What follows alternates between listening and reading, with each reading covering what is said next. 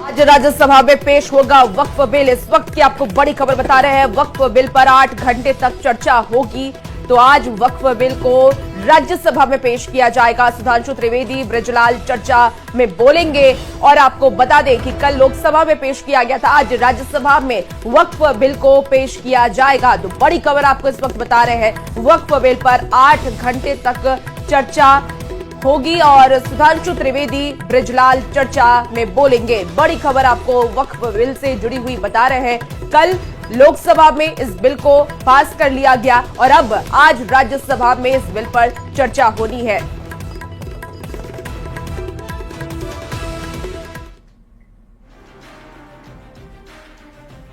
वक्फ संशोधन बिल पर सियासत भी अब जारी है। विपक्ष इस बिल का विरोध कर रहा है तो एनडीए इसे मुसलमानों के हक में बता रही है।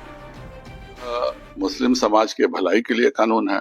हाँ, जो मुत्तवली हैं, जिन्होंने वक्फ की जमीनें कैप्चर करके रखी हैं, उनके लिए बहुत दिक्कत की बात है। वरना यह इतना अच्छा कानून है। पहले देख अफवाह उड़ाई जाती है जो कि मस्जिदें ले ली जाएंगी, ये कर लिया जाएगा, जबकि इस कानून में साफ लिखा हुआ है कि यह कानून भविष्य के लिए, यह पुराने के लिए नहीं है। पुराने जो भी चीजें हैं वह रहेंगी, लेकिन भविष्य में यह नहीं चलेगा। अब कोई खड़ा हो जाता है, कहता है कि पार्लियामेंट वक्फ की जमीन है, कभी कोई कहता है राष्ट्रपति भवन है, जहां पे चंद्रशेखर आजाद शहीद हुए थे, अल्फ्रेड पार्क को कोई कह देता है वक्फ की जमीन है, कभी सूरत नगर निगम वक्फ की जमीन हो जाती है। तो ये केवल कह देने से जो जमीन की परंपरा थी यह खत्म हो जाएगी। देखिए, पिछले 70 सालों से जिस एक कानून को बनाकर पूरी तरह से धर्म के आधार पर सरकार की संपत्ति को अर्जित करना, आम गरीब आदमी का संपत्ति को अर्जित करना और इस प्रकार का जो खेल चल रहा था, उस पे अब पूर्ण विराम लगा।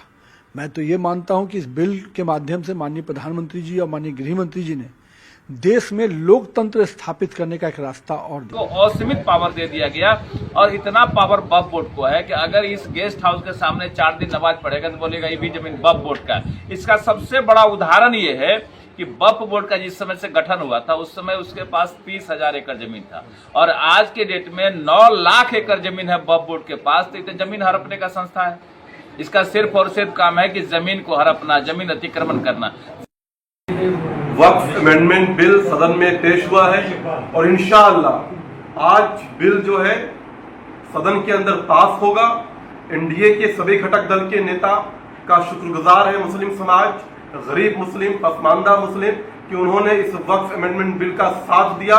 इस बिल के पास होने के बाद सीधे इसका फायदा गरीब मुसलमान, जरूरतमंद मुसलमानों तक पहुंचेगा। एनडीए गठबंधन के द्वारा जो बिल लाया गया है, ये सिर्फ एक धर्म के लोगों को नीचे दिखाने के लिए लाया गया है। जो वक्फ बोर्ड है, ये हम इसका विरोध करते हैं। हमारी पार्टी का फैसला से 1 महीना पहले हुआ है कि लोकसभा में जो सरकार के द्वारा बिल पेश होगा उसकी हमारी पार्टी हम विरोध करते हैं और मुस्लिम संगठन के पक्ष में है।